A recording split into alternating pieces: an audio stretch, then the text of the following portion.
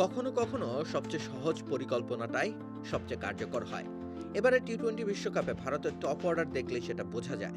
প্রথম পছন্দের শীর্ষ ৮ ব্যাটারের মধ্যে ৬ জনই বাঁহাতি। ফলে প্রতিপক্ষের জন্য সমীকরণটা খুব জটিল নয়, অফ স্পিন বাড়াও, চাপ বাড়াও। আর দলগুলো ঠিক সেটাই করেছে, দারুণ সাফল্যও পেয়েছে। গ্রুপ পর্বে ভারতের বিপক্ষে অফ স্পিন হয়েছে ১০২ বল, এই টুর্নামেন্টে যা সর্বোচ্চ। রান রেট মাত্র ৬.২৩।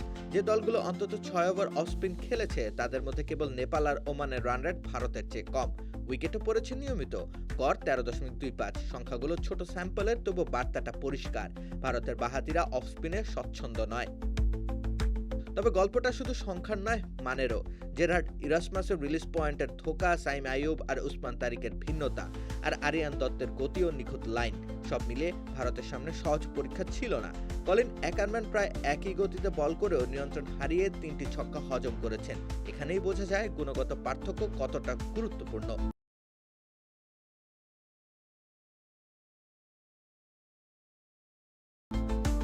পিচও ভূমিকা রেখেছে। ধীর ব্রিপি কলম্বো থেকে স্কিডি আহমেদাবাদে এসে বলের আচরণ বদলে গেছে। যে আন্ডারকাট ডেলিভারি কলম্বোতে হয়তো থেমে যেত, আহমেদাবাদে সেটাই ব্যাটে দ্রুত এসে ধাক্কা দিচ্ছে। মানিয়ে নেওয়ার সময় সব দলেরই লাগে, ভারতেরও লেগেছে। এর মধ্যে অভিষেক শর্মার শুরুটা যেন নাটকীয়, টানা ৩টি ডাক, দুবার আউট আক্রমণাত্মক শটে অফ স্পিনের বিপক্ষে। এমন দিন ক্রিকেটে আসে, যুক্তি দিয়ে সব বোঝানো যায় না। কিন্তু সুপার 8-এ ভারতের প্রতিপক্ষরা নিশ্চয়ই নোট নিয়েছে। নেটে নতুন বলে অফ স্পিন করানো হচ্ছে।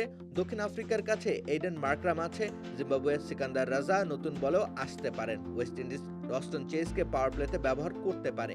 পরিকল্পনা স্পষ্ট, ভারতের বাঁহাতি শক্তিকে চ্যালেঞ্জ জানানো। ভারতও জানে কি আসতে চলেছে, তাই প্রশ্ন উঠছে ৩ ও ৪ নম্বর নিয়ে। সাম্প্রতিক সময়ে তিলক ভার্মা 3-এ, সূর্যকুমার যাদব 4-এ, এই ফর্মুলা বেশ স্থির। সঙ্গে ঈশান কিষান ওপেনিংয়ে থাকায় টপ 3 পুরোটাই বাঁহাতি। তিলক এই বিশ্বকাপে অফ স্পিনে ৩১ বল খেলে করেছেন ২৬ রান। সূর্যও খুব স্বচ্ছন্দ নন, ২৮ বলে ২৮। সংখ্যায় দুজনের পার্থক্য নেই।